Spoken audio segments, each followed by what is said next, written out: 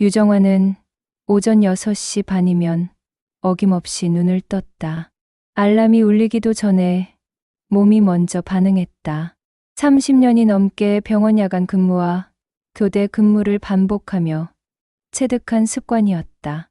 침대에서 일어나 거실로 나서면 고요함만이 그녀를 맞이했다. 남편은 10년 전부터 이 집에 없었다. 처음엔 출장이라 했고 그 다음엔 지방 발령이라 했으며 나중엔 아무 말도 없었다. 정화도 묻지 않았다. 아들 준호는 서울에서 직장을 다니며 1년의 명절 때 한두 번 얼굴을 비췄다.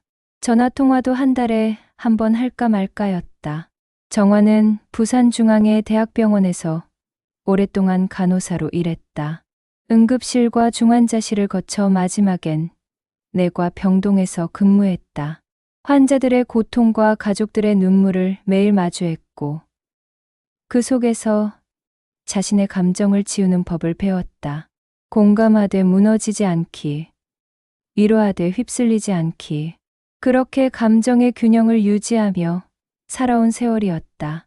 하지만 지난해 가을 병원 측에서 조기 퇴직 프로그램을 제안했을 때 정화는 주저없이 손을 들었다. 더 이상 흰 가운을 입고 복도를 걷는 자신의 모습이 낯설게 느껴졌던 것이다. 퇴직금은 생각보다 적었다. 남편과 별거 중이지만 법적으로 이혼한 것은 아니었기에 재산 분할도 애매했고 아들에게 손 벌리고 싶지 않았다. 정화는 해운대 근처 주택가 골목에 자리한 작은 서점에서 아르바이트 자리를 구했다. 서점 주인은 70대 노부부였는데 건강이 좋지 않아 누군가 매장을 관리해줄 사람이 필요했다. 일은 단순했다. 오전 9시에 문을 열고 손님을 응대하고 책을 정리하고 오후 6시에 문을 닫으면 됐다. 급여는 최저임금 수준이었지만 정화에게는 고요한 공간에서 보내는 시간 자체가 위로였다. 서점까지 가려면 지하철을 타야 했다. 집에서 가장 가까운 역은 남천역이었고 해운대역에서 내려 10분쯤 걸어야 서점에 도착할 수 있었다. 출근 시간대 지하철은 늘 사람들로 가득했다. 정화는 사람 사이에 끼어 손잡이를 붙잡고 서 있는 것이 불편하지 않았다. 오히려 익명의 군중 속에 섞여 있으면 외로움이 덜했다. 누구도 그녀를 알아보지 못했고 그녀 역시 누구에게도 설명할 필요가 없었다. 그런데 이상한 일이 생겼다. 출근길 지하철에서 늘 같은 남자를 마주치게 된 것이다. 처음엔 우연이라 생각했다.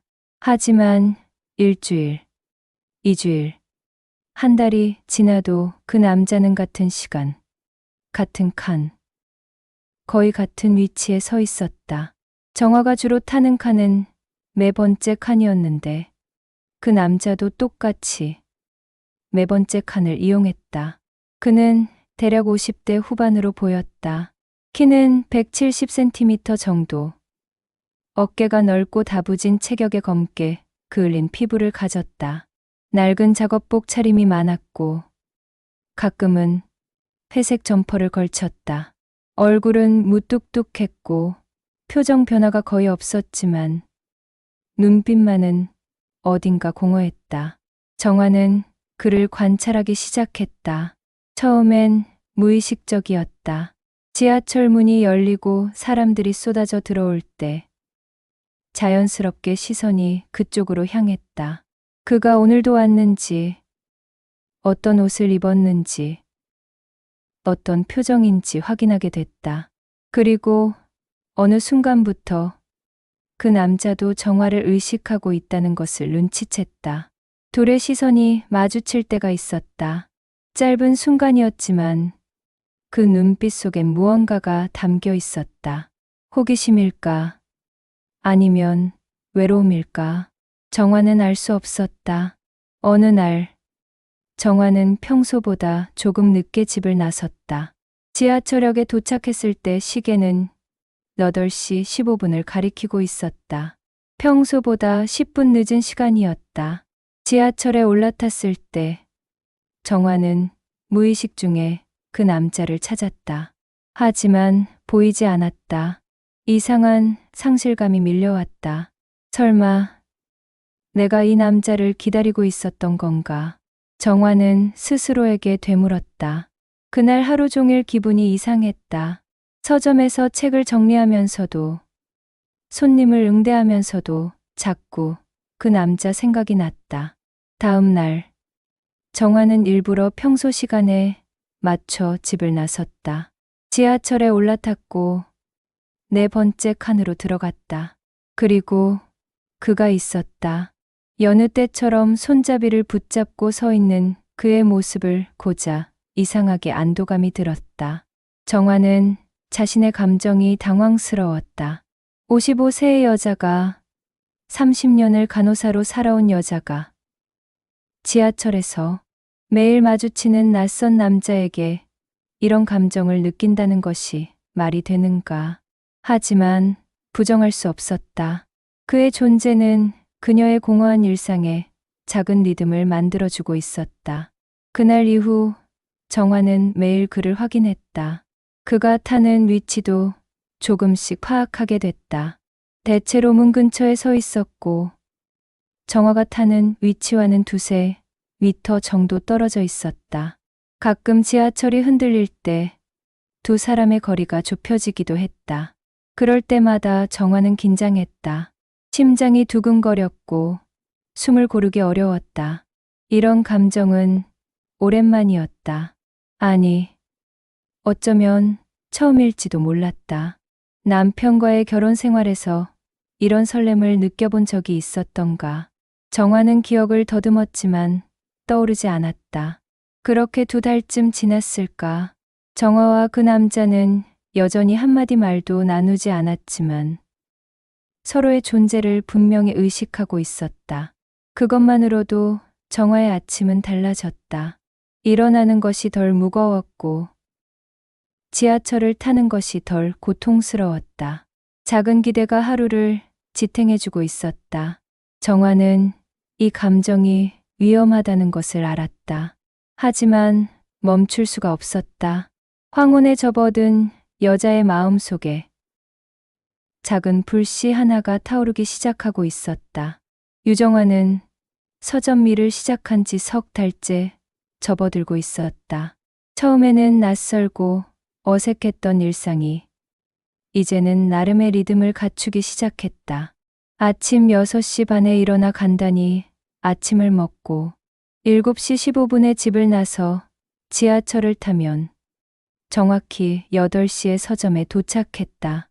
그 시간, 그 칸, 그리고 그 남자, 김도연이라는 이름은 아직 몰랐지만 정화는 이미 그의 존재를 일상의 일부로 받아들이고 있었다. 그가 타는 역, 그가 서는 위치, 심지어 그가 입는 옷의 패턴까지도 어느새 익숙해져 있었다. 월요일엔 검은색 작업복, 수요일엔 남색 점퍼, 금요일이면 조금 더 편한 회색 후드티를 입고 나타났다. 정화는 스스로에게 되뇌었다. 이건 그냥 관찰일 뿐이야. 매일 같은 사람을 보면 자연스럽게 눈에 들어오는 거지. 별다른 의미는 없어. 하지만 마음 한구석에서는 알고 있었다. 이것이 단순한 관찰 이상의 무언가라는 것을. 어느 수요일 저녁이었다. 서점 주인이 갑자기 아파서 정화는 평소보다 1시간 늦게 퇴근하게 되었다.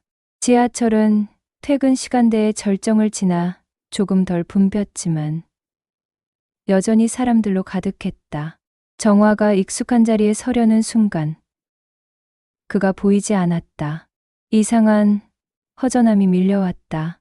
벌써 퇴근하셨나? 정화는 손잡이를 잡고 창밖을 바라보았다. 그런데 2 정거장을 지나서 문이 열렸을 때 그가 올라탔다. 평소보다 늦은 시간이었음에도 그는 여전히 그 자리를 찾아왔다. 정화의 심장이 이유 없이 빠르게 뛰기 시작했다. 지하철이 출발하고 얼마 지나지 않아 급제동이 걸렸다. 신호대기라는 안내방송이 흘러나왔다. 그 순간 뒤에 서 있던 도현의 몸이 앞으로 쏠리며 그의 팔꿈치가 정화의 어깨를 스쳤다. 정화는 순간 몸을 굳혔다. 이상하게도 피하고 싶지 않았다. 오히려 그 온기가 어깨를 타고 온몸으로 퍼져나가는 것 같았다. 죄송합니다. 낮고 거친 목소리가 귓가를 스쳤다. 정화는 고개를 살짝 돌려 괜찮아요라고 작게 대답했다. 그것이 두 사람이 나눈 첫 대화였다. 짧고 평범했지만 정화에게는 오랫동안 잊고 지냈던 설렘이 되살아나는 순간이었다. 그날 밤 정화는 잠을 이루지 못했다. 침대에 누워서도 계속 그 목소리가 귓가에 맴돌았다. 죄송합니다. 단 3글자였지만 그 안에 담긴 무게가 달랐다.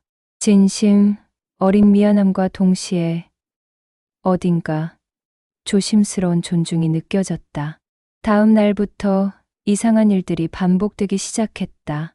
지하철이 흔들릴 때마다 둘의 몸이 스쳤다. 손잡이를 잡으려다 손등이 닿기도 했고 사람들이 밀고 들어올 때 허리가 등에 닿기도 했다. 처음에는 우연처럼 보였지만 정화는 알 수 있었다. 도현도 그리고 자신도 그 우연을 거부하지 않고 있다는 것을. 어느 금요일 저녁 유난히 붐비는 지하철 안에서 정화는 균형을 잃고 비틀거렸다. 순간 뒤에서 손이 그녀의 팔을 잡아주었다. 강하지만 부드러운 손길이었다. 정화는 돌아보지 않았다. 돌아보면 이 순간이 깨질 것 같았다. 괜찮으세요? 또다시 그 목소리. 정화는 고개만 살짝 끄덕이며 네, 감사합니다라고 속삭였다. 손이 천천히 떨어져 나갔지만 그 온기는 한참 동안 남아 있었다. 그날 밤 집에 돌아온 정화는 오랜만에 거울 앞에 섰다. 55세 여자의 얼굴이 그곳에 있었다. 눈가의 주름, 처진 볼선, 희끗희끗해진 머리카락. 정화는 스스로를 다그쳤다. 정신 차려. 너 지금 뭐 하는 거야? 이 나이에 이런 설렘이라니. 지하철에서 우연히 스친 남자한테 이러고 있다니. 하지만 마음은 이미 통제할 수 없는 영역으로 들어가고 있었다. 매일 아침 일어나면 가장 먼저 떠오르는 생각이 그였다. 오늘도 볼 수 있을까? 옷을 고를 때도 머리를 빗을 때도 립스틱을 바를 때도 자연스럽게 그의 시선을 의식하게 되었다. 토요일 저녁 친구 미선이에게서 전화가 왔다. 오랜만에 만나자는 제안이었지만 정화는 피곤하다는 핑계로 거절했다. 사실은 일요일을 제외하고는 지하철을 타고 싶었다. 그를 볼 수 있는 유일한 시간이었기 때문이다. 월요일 아침 평소보다 조금 일찍 집을 나섰다. 혹시 그도 일찍 나올까 싶어서였다. 하지만 그는 정확히 같은 시간에 나타났다. 마치 약속이라도 한 듯이. 그날도 지하철은 흔들렸고 그날도 둘의 몸은 스쳤다. 하지만 이번에는 조금 달랐다. 도연의 손이 손잡이 옆 정화의 손 근처에 놓였다. 닿을 듯 말 듯한 거리였다. 정화의 심장은 미친 듯이 뛰었다. 손가락 하나만 움직이면 닿을 수 있는 거리. 하지만 둘 다 움직이지 않았다. 그저 그 긴장감을 느끼며 함께 흔들리고 있었다. 그날 저녁 퇴근길 지하철에서 정화는 휴대전화를 꺼냈다. 한 달이 넘도록 연락이 없던 남편에게서 문자가 와 있었다. 전화 좀 받아. 정화는 한참을 망설이다가 전화를 걸었다. 여보세요. 남편의 목소리는 감정이 없었다. 마치 업무를 처리하듯 건조했다. 나 사랑하는 사람 생겼어. 이제 아이도 성인이 되었으니 우리 그만 헤어지자. 너도 나한테 아무 감정 안 느껴지잖아. 정화는 할 말을 잃었다. 30년을 함께 산 사람이 이렇게 쉽게 끝을 말할 수 있다는 게 믿기지 않았다. 하지만 동시에 이상한 감정이 밀려왔다. 분노도 슬픔도 아닌 묘한 해방감이었다. 생각할 시간을 줘. 정화는 그 말만 남기고 전화를 끊었다. 그 순간 야속한 남편보다 지하철 그 남자의 기척을 기다리는 자신을 느꼈다. 정화는 창밖을 바라보며 생각했다. 나는 지금 무엇을 향해 가고 있는 걸까? 끝을 향해? 아니면 새로운 시작을 향해? 지하철은 어둠 속을 달리고 있었고 정화의 마음도 그렇게 어둠과 빛 사이를 흔들리며 나아가고 있었다. 남편과의 통화 이후 며칠이 흘렀다. 정화는 이혼 서류를 받았지만 아직 펜을 들지 못하고 있었다. 30년의 결혼 생활이 몇 장의 종이로 정리된다는 게 허무했다. 하지만 그보다 더 혼란스러운 건 자신의 마음이었다. 슬픔보다는 담담함이, 미련보다는 해방감이 더 크게 느껴졌다. 서점일은 계속되었고 지하철 출퇴근도 이어졌다. 그리고 그 남자, 김도현도 여전히 같은 시간 같은 자리에 있었다. 하지만 뭔가 달라진 게 있었다. 예전엔 서로 눈을 마주치면 자연스럽게 시선을 피했는데 이제는 조금 더 오래 서로를 바라보게 되었다. 말 없는 대화가 오가는 것 같았다. 어느 목요일 저녁이었다.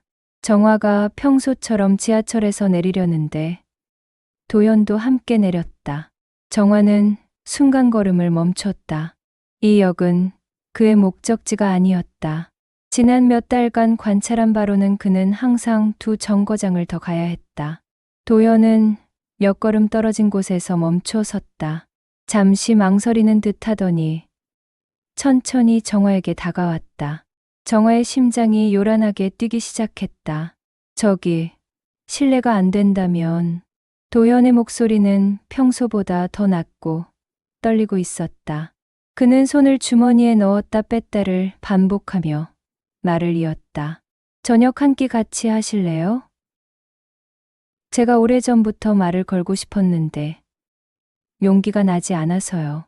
너무도 갑작스러운 제안이었다. 정화는 당황해서 한 발 물러섰다. 머릿속으로 온갖 생각이 스쳐 지나갔다. 이건 위험해. 나는 아직 귀여운 여자야.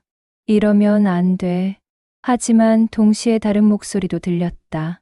30년 동안 한 번도 내가 원하는 걸 선택한 적이 없잖아. 저는 김도연이라고 합니다. 항만에서 화물관리 일을 하고 있어요. 도연이 조심스럽게 자신을 소개했다. 정화는 그제야 그의 이름을 알게 되었다. 김도연. 이름을 알고 나니 그가 더 이상 낯선 사람이 아닌 것 같았다. 저는 유정화예요. 정화는 떨리는 목소리로 대답했다.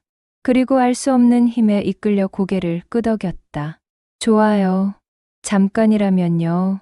두 사람은 역 근처 골목길로 들어갔다. 오래된 국밥집이 눈에 들어왔다.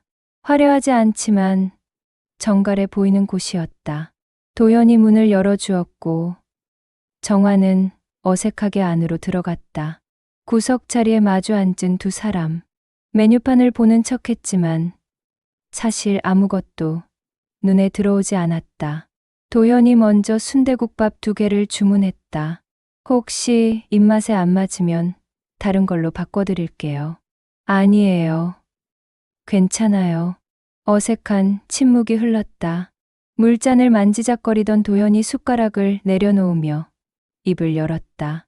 사실 매일 당신을 기다렸습니다. 정화는 고개를 들어 그를 바라봤다. 도연의 눈빛은 진지했다. 처음엔 그냥 우연히 눈에 띄었어요. 근데 자꾸 보게 되더라고요. 당신이 책 읽는 모습, 창밖을 바라보는 모습, 가끔 작게 미소 짓는 모습까지.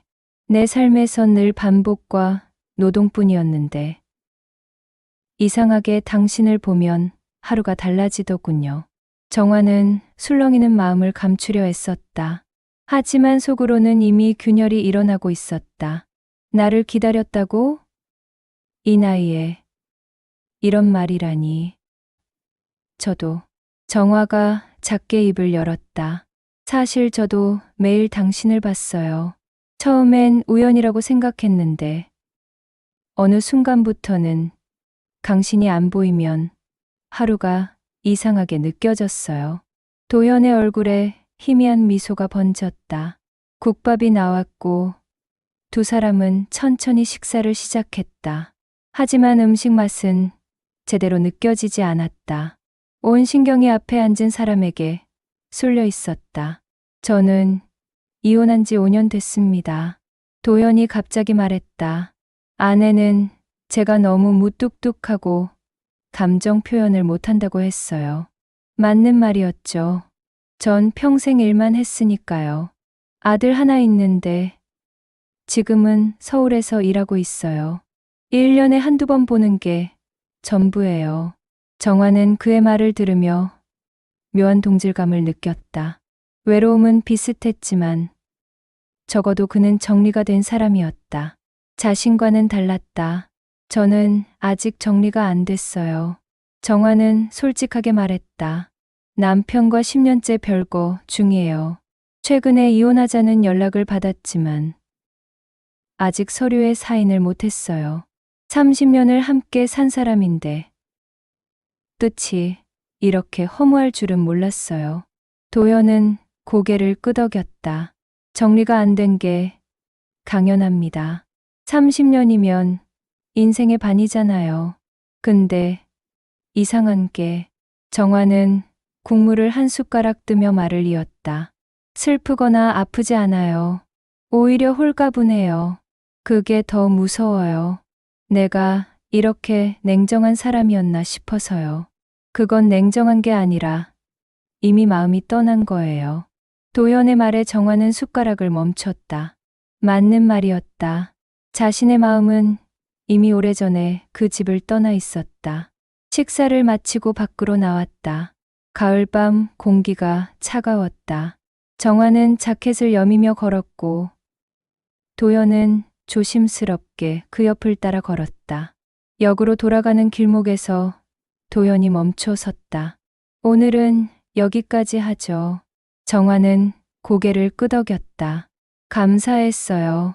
오랜만에 누군가와 진솔한 대화를 나눈 것 같아요. 저도요. 도연은 잠시 망설이더니 조심스럽게 물었다. 또 뵐 수 있을까요? 지하철 말고.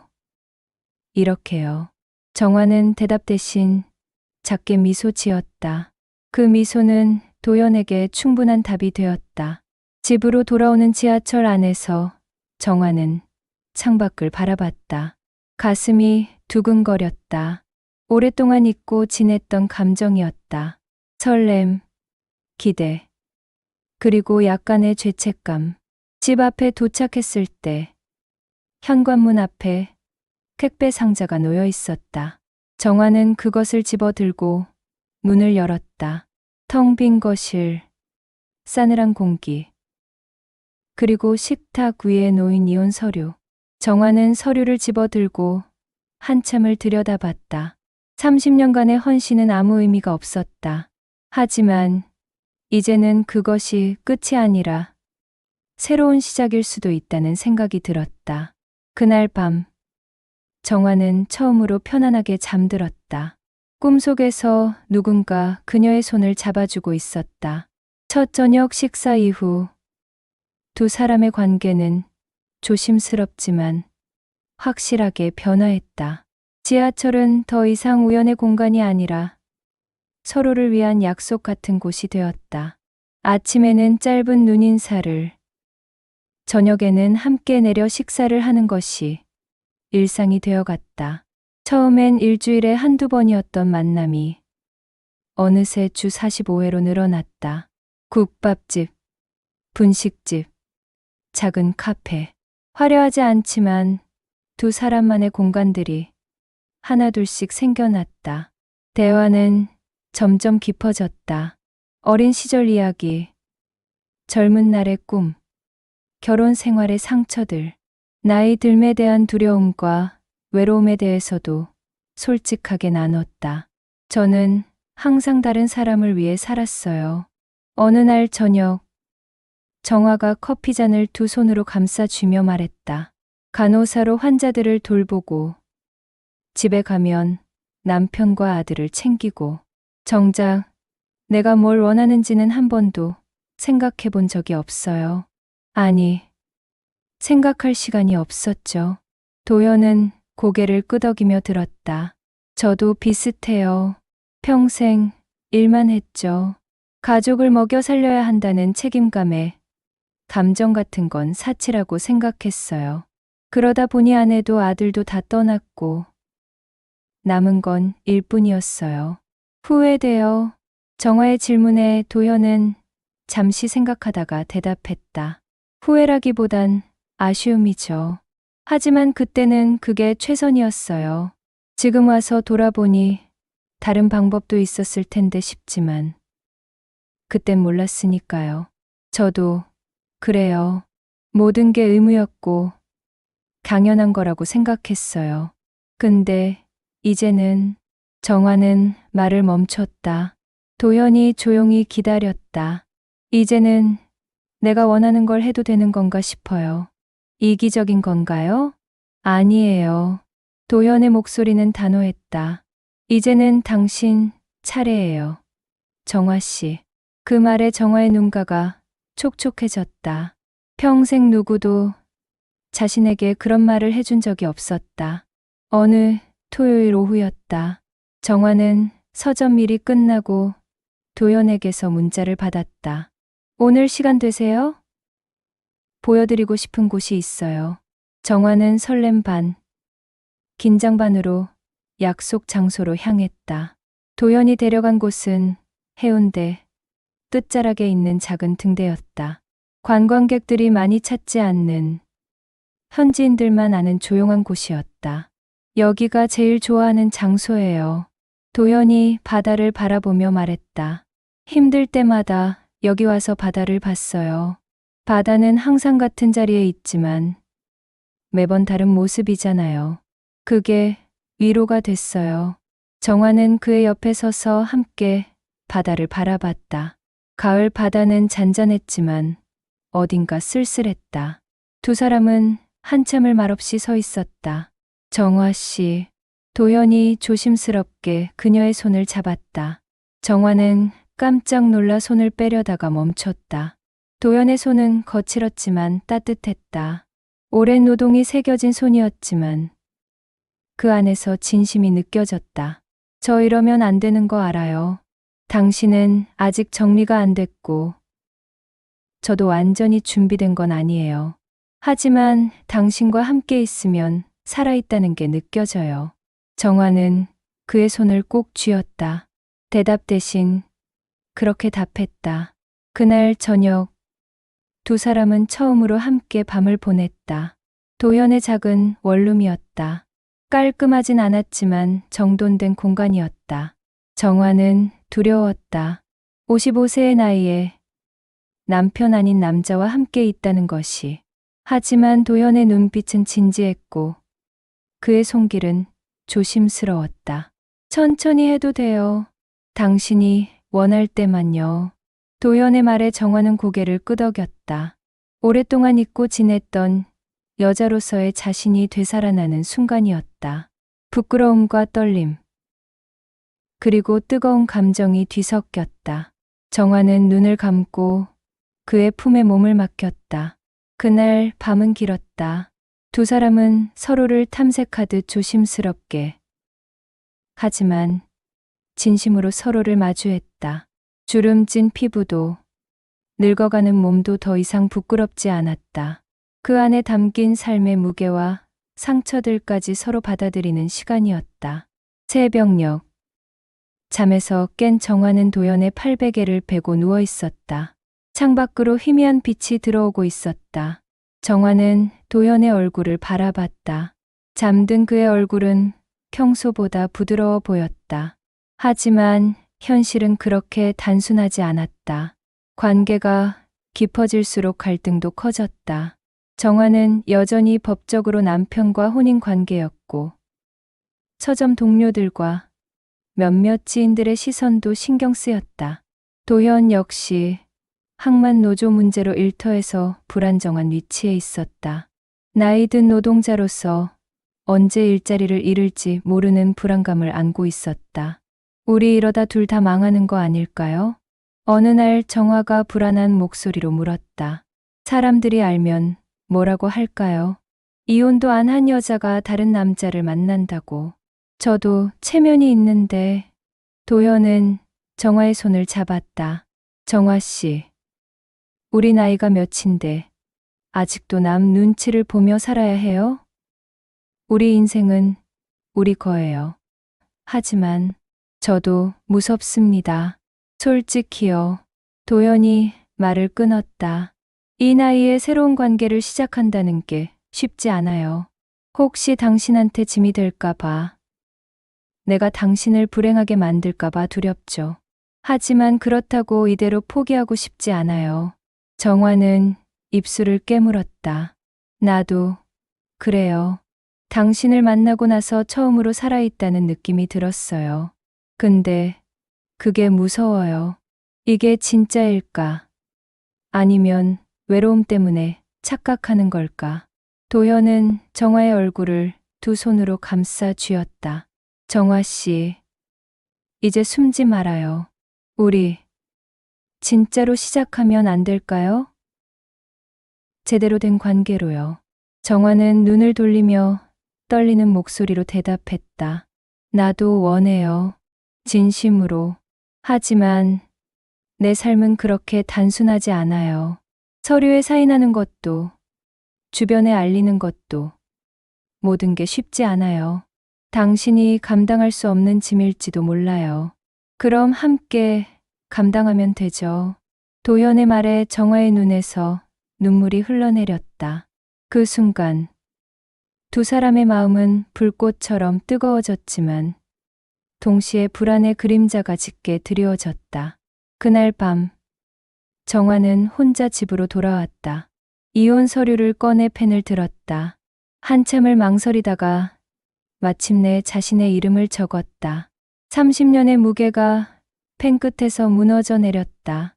며칠 뒤 정화는 서점에서 일하던 중 낯선 번호로 걸려온 전화를 받았다. 항만 관리소 직원이었다. 도연이 크레인 작업 중 낙하 사고로 부상을 입어 응급실에 실려갔다는 소식이었다.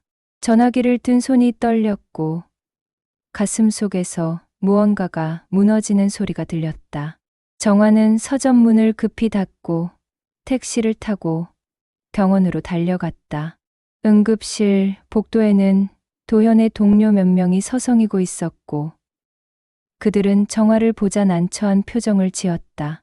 정화는 그들의 시선 따위는 신경 쓰지 않았다. 응급실 문을 밀고 들어서자 거즈로 감긴 왼쪽 팔과 창백한 얼굴로 침대에 누운 도현이 보였다. 도현 씨. 정화의 목소리에 도현은 천천히 눈을 떴다. 그의 눈빛은 여전히 깊었지만 그 안에 고통과 피로가 서려 있었다. 그는 힘겹게 입가에 미소를 지으며 말했다. 왔군요. 미안해요. 이런 모습 보이게 돼서. 정화는 그의 곁으로 다가가 침대 옆에 앉았다. 손을 뻗어 그의 손을 잡았을 때 그 손은 차가웠다. 그녀는 두 손으로 그의 손을 감싸며 눈물을 참았다. 무슨 말을 그렇게 해요? 괜찮아요? 큰 부상은 아니에요. 그냥 좀 피곤하네요. 도연은 잠시 숨을 고르며 천장을 바라보았다. 사실은요. 오늘 사고 나기 전부터 생각했어요. 이렇게 사는 게 맞나 하고. 정화는 그의 얼굴을 들여다보았다. 도현은 천천히 고개를 돌려 그녀를 보며 말을 이었다. 정화 씨를 만나고 나서 매일이 다르게 느껴졌어요. 출근길이 기다려지고 퇴근 시간이 설레고. 그런데 동시에 이게 맞는 건가 싶기도 했어요. 당신에게 부담이 되는 건 아닌가? 내가 당신의 삶을 더 복잡하게 만드는 건 아닌가? 정화는 눈물이 차올라 더 이상 참을 수 없었다. 눈물이 볼을 타고 흘러내렸고 그녀는 고개를 숙이며 손등으로 눈물을 닦았다. 그런 생각하지 마요. 당신이 내 삶을 복잡하게 만든 게 아니에요. 오히려 당신 때문에 내가 다시 살아있다는 걸 느꼈어요. 30년 동안 간호사로 살면서 남편의 아내로 아들의 엄마로만 살았어요. 유정화라는 사람은 어디에도 없었어요. 그녀는 눈물을 흘리며 떨리는 목소리로 계속 말했다. 그런데 당신을 만나고 나서 처음으로 내가 한 명의 여자라는 걸, 누군가를 기다리고 설레고 두근거릴 수 있는 사람이라는 걸 깨달았어요. 그게 얼마나 소중한 건지 알아요? 당신은 내게 그걸 돌려줬어요. 도연은 그녀의 손을 꼭 쥐었다. 그의 눈에도 눈물이 맺혔다. 고마워요. 그 말 평생 잊지 못할 거예요. 잠시 침묵이 흘렀다. 복도에서는 간호사들의 발소리와 환자 호출 소리가 들려왔고 병실 안은 고요했다. 도연은 천천히 말을 이었다. 의사 선생님이 말씀하시길 완전히 회복하려면 몇 달은 걸릴 거래요.